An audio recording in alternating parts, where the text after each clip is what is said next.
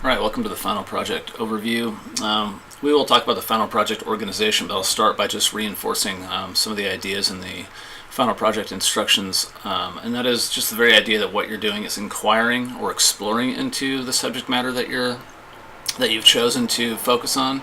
You're not trying to develop a thesis like you would in an academic essay and argue a position. You're trying to explore questions that you guys have about the digital game scope that you've chosen to focus on in your proposal. And so I have these two definitions up. One is to inquire, and that is to investigate or to look into, and the other is to explore, to examine and or evaluate. And those are all, I note that here because that's the approach that you need to take with this project. Again, the idea is not to prove a point. If you come to some very valid conclusions, you can definitely express those conclusions in your project, but the idea is mostly that you're exploring. You might find more questions about your angle of exploration than you actually come to conclusions about that angle of exploration, and that's totally fine.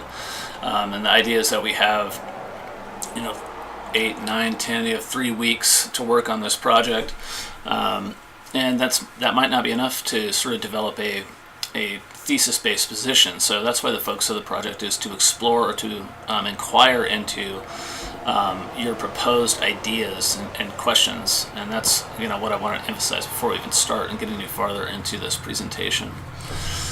So with that in mind, let's just talk about the formal elements. These are the component parts of the final project, and you can think of these like different paragraphs or sets of paragraphs that have to establish these different purposes. And the first would be an intro establishing what you hope to learn by exploring the forthcoming questions. And this is something that you guys have already expressed in your proposals, and you can use that same content to help you establish this intro. But you want to establish what you hope to learn from your inquiry and or your exploration. And this is where you're going to pose, you don't have to answer your broad and your primary research questions. Right, so what you're looking at here is a proposal from a past version of the class, and here you can see, again, this is not a final project, this is just the proposal that was put forward.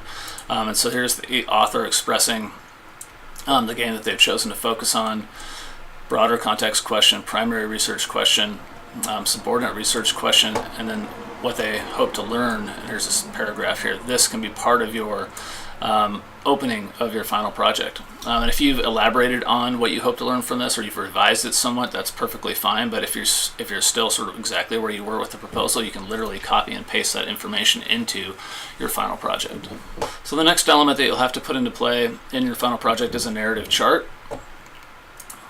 So you're going to have a chart similar to that one that you've looked at in the presentation on narrative structure in digital games and games as art. And you can copy this chart if you'd like, or you can create your own. It has to be digital though.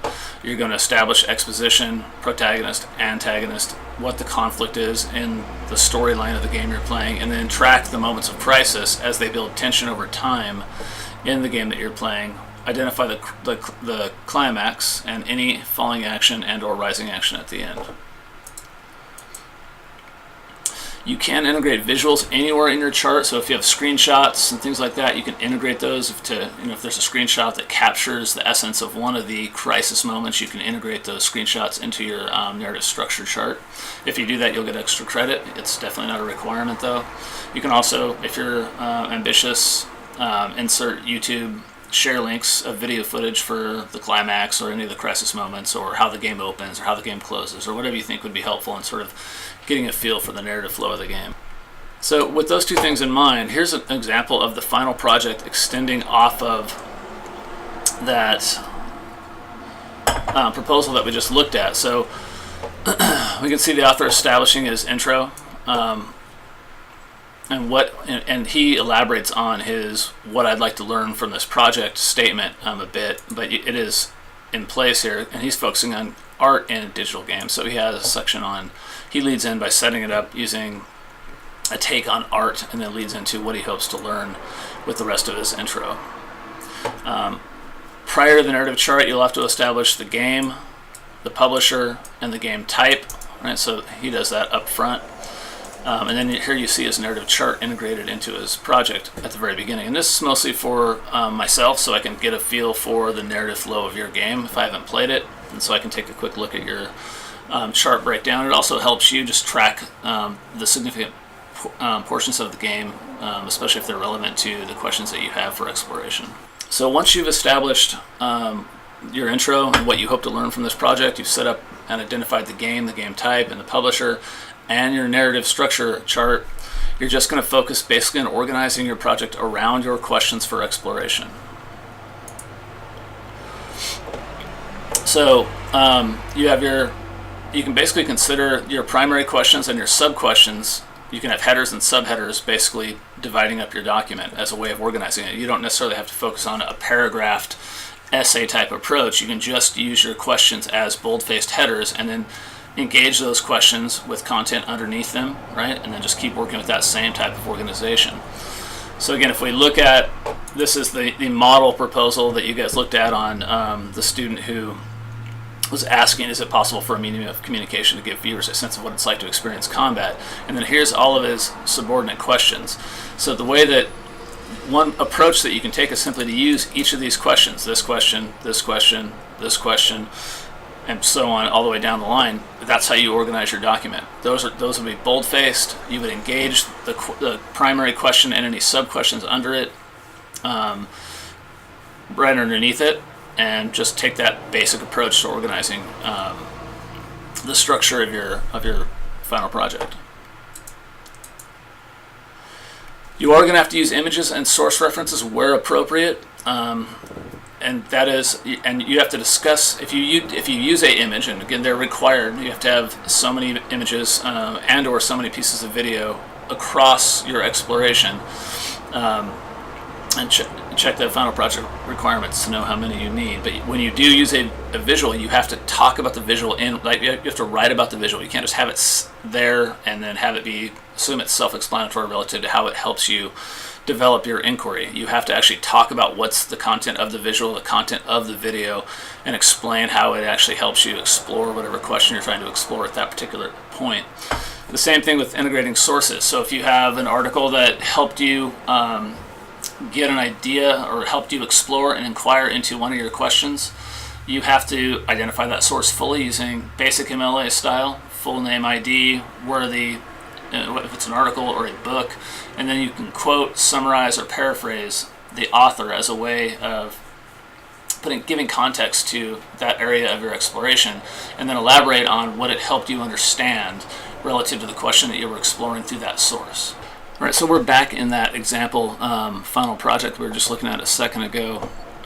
And here you can see the author in the body section of his final project engaging his questions for exploration, and he basically just uses them as a header, just like I was discussing a second ago.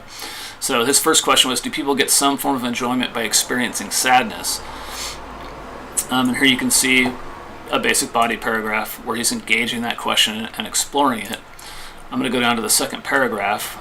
And this is all his own inquiry and his own exploration, his own ideas.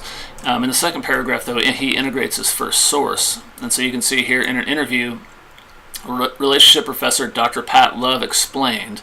So there's a basic source integration or in-text citation. And then you can see the source from which he pulled that information in a parenthetical reference when he's done. And he chose to summarize her ideas. He didn't quote. You can quote, summarize, or paraphrase. Either way is fine. As long as you identify the source and integrate it into your writing, you're perfectly fine. So he's using her at this point, some of her ideas, to reflect on, and then further explains how that impacted how he feels about the question that he's exploring at this point in his final project. Now later on in his project, he moves on to a new question: how do video games generate emotions in the player, right? And he inquires into this question just like he has been previous to this. And what he uses here to help is a clip from his gameplay. And you'll see how he integrates the clip, right, just with the YouTube link. You don't have to try to get full video into a Word document. Or if you're by any chance using a Prezi for your presentation, you can integrate your shared YouTube video quite easily, but just like I do in the presentations that you've been watching all term.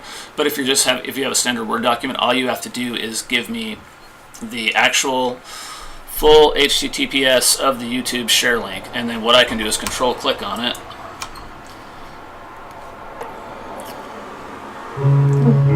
And I can view the video. And so what he does, and you'll notice he writes in this clip, right, and he refers me to the clip, and again, you can just assume that at that point I'm going to click on it, I'm going to watch the clip, and then I'm going to go back to your final project to see what you have to say about it. And he notes, we see a few examples of these factors at work, and he's talking about content that he's set up in the previous paragraph. The first part shows Brad and Buddy in a sparse cave, and so what I meant earlier when I said any visuals that you use, video or screenshots, you have to discuss actively in your final project. So that's exactly what he's doing here. He's not just assuming I'm going to watch it and understand what he means by it. He's going to talk about it. The screen is mostly black, which helps to focus our attention on the characters. The music is quiet and dreary, setting the painful mood that one would expect Brad to be in after finding Buddy alone in the cave. So he just elaborates on it and talks about it directly. And then he transitions into sort of the conclusion that he drew from it. It is my belief that music plays one of the most important roles in conveying emotion in both cinema and video games. We don't always notice, but music is almost always in the background. Composers work very hard to make sure it sets the tone that the creators desire. So again, it's that combination of engaging your visual content, talking about its significance, and then explaining sort of what it led you to understand, how it helped you inquire into the question that you're exploring at that point in your final project.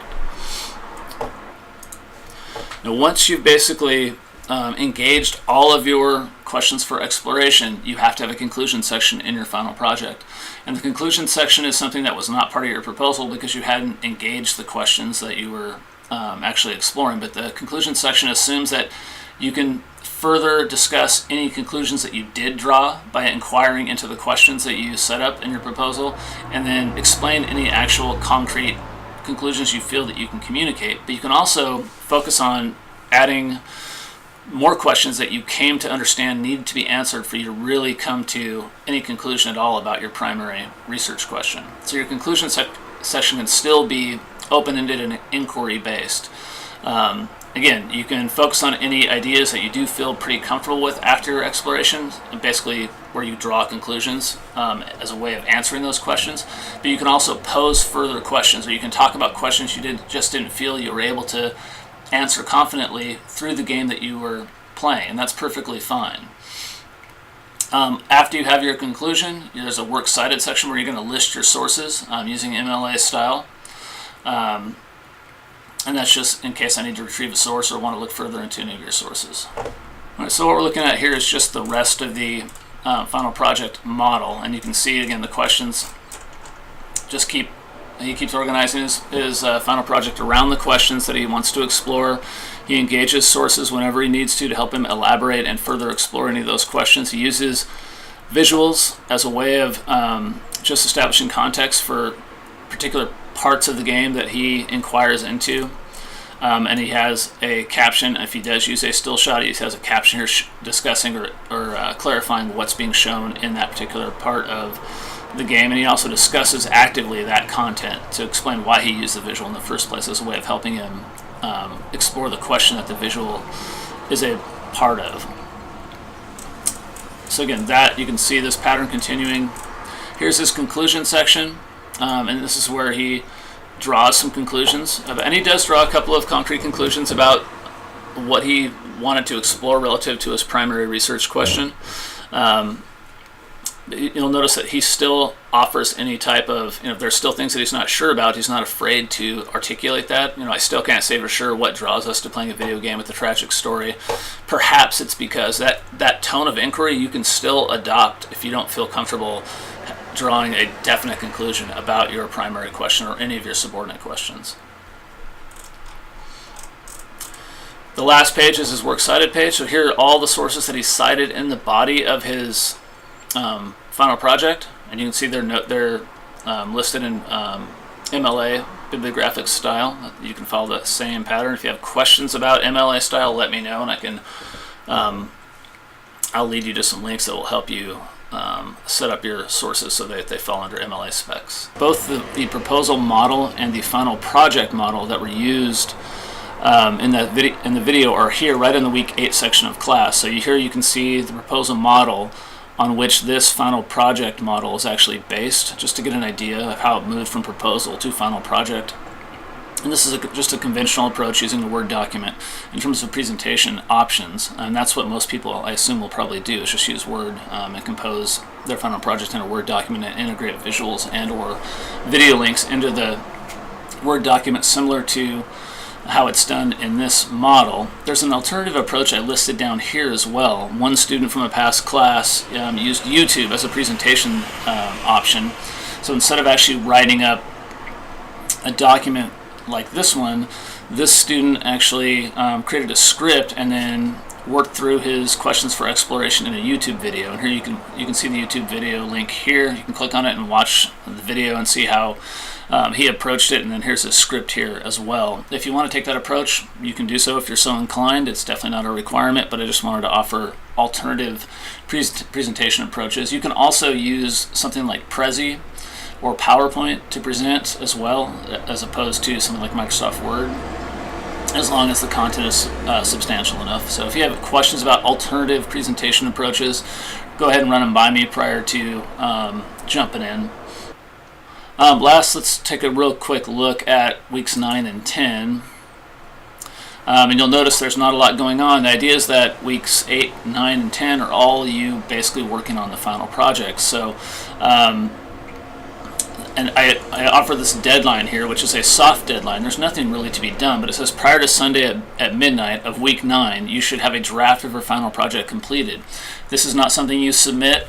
I'm just suggesting where you should be in the process by the end of week 9 in order to actually have a refined, revised final project by the end of week 10. So if we look at week's 10 schedule, prior to midnight on Sunday, submit your final project. This is a hard deadline. You'll submit your final project to the Submit Final Project section under Class Tools. It's going to be submitted through Turnitin. You just hit View Complete here. You'll already be logged in, so your name will actually pop up. Your first name, last name will already be in place. You're going to give it a submission title. You can just put Final Project. Then you're going to choose a file from your computer. So you're going to go in and find the file, double click on it, scroll down, hit Upload. And you're not going to get this error, of course. But once you hit Upload, give it some time, because what it's going to do, if you've never used Turnitin, what it does is it'll take some time to upload your file, then it'll show you a preview, then you have to confirm to actually complete the submission process. So make sure you go through those steps prior to stepping away from your computer.